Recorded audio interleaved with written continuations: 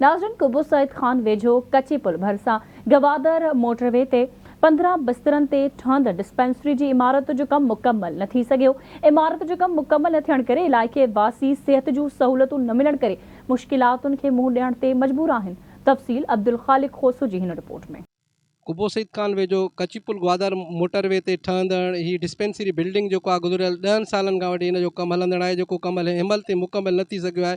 उन हवाले सां तव्हांजे इलाइक़े वासियुनि खां पुछूं था त उन्हनि जो वधीक छा चवणु आहे। तव्हां ॾिसो था, इहा 15 बेडनि ते मुश्तमिल सरकारी डिस्पेंसरी आहे। इहा कचीपुल शहर में वाक़िआ यूसी डोरी जे लाइ हीअ अस्पताल आयल आहे।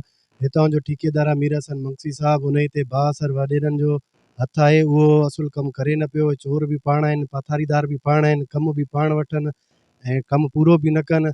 सिंध बलूचिस्तान जी सरहदी शहर कचीपुल में हीअ डिस्पेंसरी वाक़ हुजण जे करे हिन जी तमामु ज़रूरत आहे। हिन जे फ़ाल हुजण सां अताई डॉक्टरनि जो आज़ार बि घटिजी वेंदो ऐं रोड हादसा जेके थियनि था उन्हनि खे बि वॾो रिलीफ मिली वेंदो। हीउ जेको कचीपुल शहर आहे, हीउ तालका कुबो सईद खान जो वॾे में वॾो शहर आहे। उन खां अलावा यूनियन काउंसिल ढोरी आहे। यूनियन काउंसिल ढोरी जी आबादी तक़रीबन 20 खां 25 हज़ार आहे।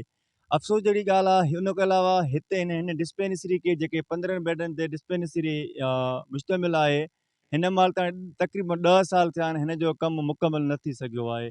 कमु त परे जी ॻाल्हि आहे, ऐं हिन में जेको कमु थियल आहे उहो नाक़स मटीरियल आहे। उहो माना हिन में कमु कयो आहे। तव्हां अंदरि ॾिसी सघो था, जेको माना हुननि जा जेके माना अंदरि सिरा वग़ैरह लॻल आहिनि उहे सॼा माना उखड़ियल पिया आहिनि। ऐं हितां जो जेको ठेकेदार आहे उहो राशि आहे, सिर्फ़ु नाक़स मटीरियल इस्तेमालु करे ऐं ख़राबु मटीरियल इस्तेमालु करे लोकल माना ॿिया पैसा माना हड़प करे वियो आहे। उन खां अलावा मां तव्हांखे ॿुधाईंदो हलां त हीअ यूनियन काउंसिल ढोरी ऐं जेको शहर आहे कचीपुल, हीअ सिंध बलोचिस्तान जे वाक़े ते शहर आहे। तक़रीबन जेके ख़ौज़दार आहे बारी जा आहिनि, ऐं उन खां अलावा कोइटा जा जेके माण्हू आहिनि, हीअ ग्वादर मोटरवे ते ऐं कराची खे ऐं ख़ुदि माना कोइटा खे माना लिंक माना करे थो, तक़रीबन पूरे पाकिस्तान खे माना माना पाणे मिलाए थो।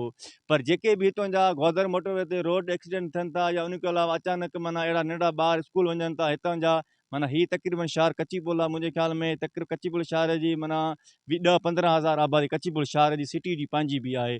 ग्वादर मोटरवे बाईपास तो नंढा ॿार वञनि था, उहे स्कूल कचीपुल शहर ॾे, उहे माना जेके एक्सीडेंट थियनि था उन खे तुर्त इलाज न हुजण जे करे उन खे बि हितां खां वठी लाड़काने ताणी 30-35 40-50 किलोमीटर परे वञणो पवंदो। इलाइक़े वासी जूं ॻाल्हियूं ॿुधियूं, उन्हनि जो इहो ई चवणो हुयो त ही कचीपुल ग्वादर मोटरवे भरिसां ठहंदड़ जेका डिस्पेंसरी आहे उन जो कमु जल्द अज़ जल्द मुकमल कराए इलाइक़े वासियुनि खे सिहत जी सहूलियत ॾिनी वञे। कैमरामैन अब्दुल वहीद कोसो सां गॾु अब्दुल ख़ालिक कोसो, आवाज़ न्यूज़ कुबो सईद खान।